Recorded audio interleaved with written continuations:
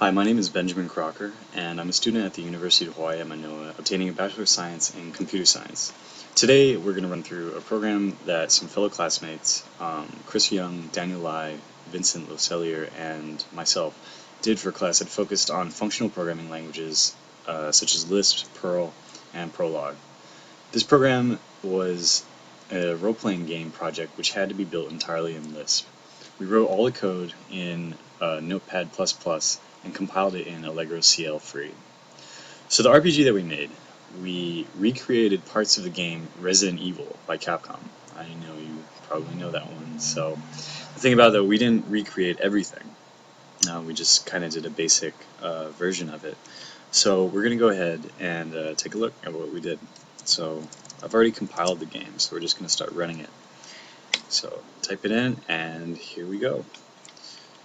So basically you start off, and it gives you an introduction. So you're a member of STARS, and you have to look through this mansion, and here we have the instruction manual. It's pretty basic. Everything about it is pretty simple. You just kind of have to remember more obvious things about it, like look around, look at the map. You can talk to people, or you can read stuff. So we're going to go ahead and look around and see what's around us. Oh, sorry.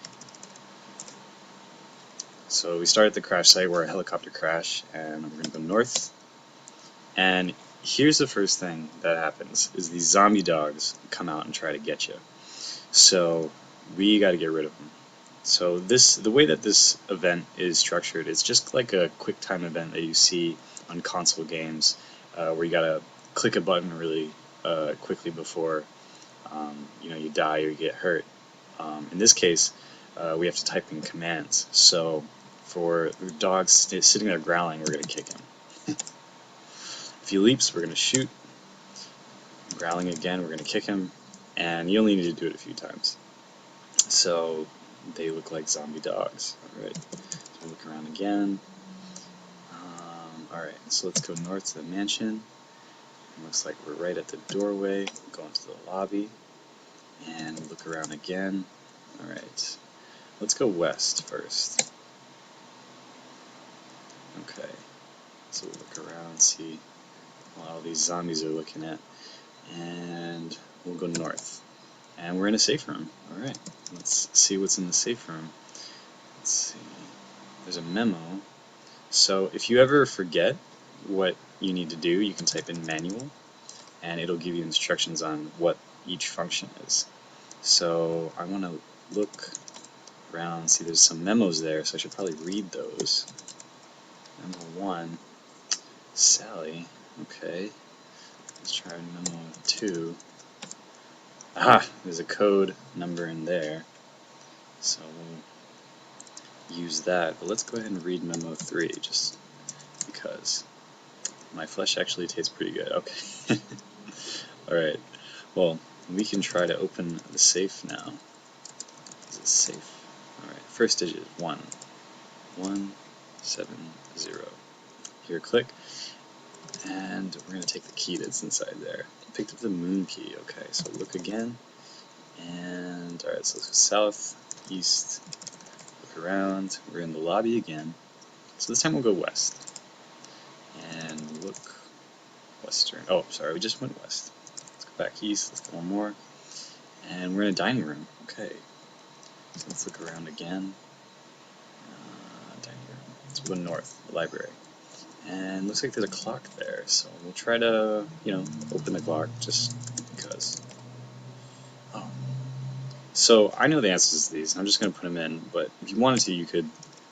We spent a little time, researching these things, these puzzles and stuff. So if you ever wanted to, you can go back, and some of them are pretty hard, so you might have a little trouble, but I'm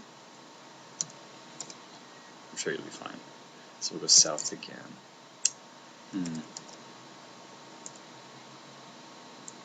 There's a key on the floor.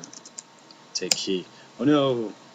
So there's another QuickTime event. This time spikes have come out of the ceiling somehow and are now falling. So you just have to avoid the spike. So if it starts to fall, like it says there, to the left of you, we're going to jump to the right. If it falls in front, let's jump behind.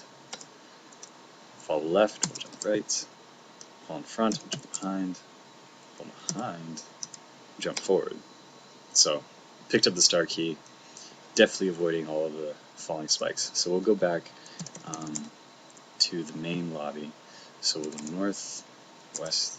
Well, if you ever get lost, you can type in map, and you'll have this map here. So you can kind of see, I think we're right here. So if we go west one more, we'll now be, oh, we're already in the lobby. Okay.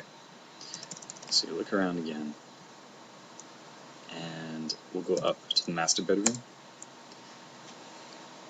And apparently we unlocked all this stuff with all the door that was there with all the keys that we had just got. So now we're reading the diary, so we'll just continue through the diary, and it just chronologizes all of the events that are happening by the people that used to live there. Okay, so now we're going to go down again, look, and we'll go down one more time. So this is the self-destruct sequence, so we got to see what's going on. So again, there's all these riddles that are it can be pretty difficult. So this one actually took me a little while to figure out. So we know the third digit is 4, and the first digit is 1/3 the second, and the third digit is the sum of the first two. So it's 1, 3, 4, 9. You've entered the correct code. Alright, so we'll go back up and look. And we haven't been north yet, so we're going to try to go north. And boss battle. So the tyrant has come to get us. So now we just have to dodge and by rolling or ducking, and then we can shoot our gun at it until, we win. So the tyrant lunges his fist towards your face, so we'll duck. And charging towards you, roll right. And he's channeling energy, so we shoot at him. Channeling, shoot, shoot. And we'll roll left.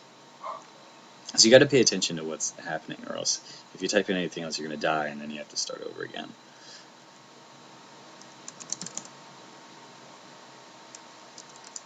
So I'm just going to run through this until we get to the end.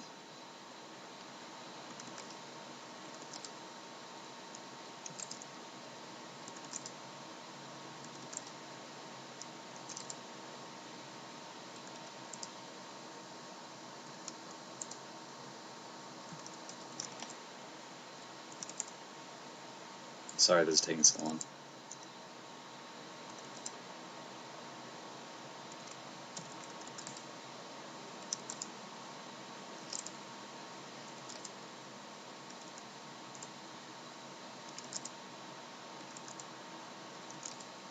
Alright, and that's the end of the game. So we know that it's pretty generic, and but again, this was our first time our biggest project that we made in Lisp so far, and we only had 2 months to figure it out. So thanks for watching, and I hope you enjoyed it as much as I did. Thank you very much.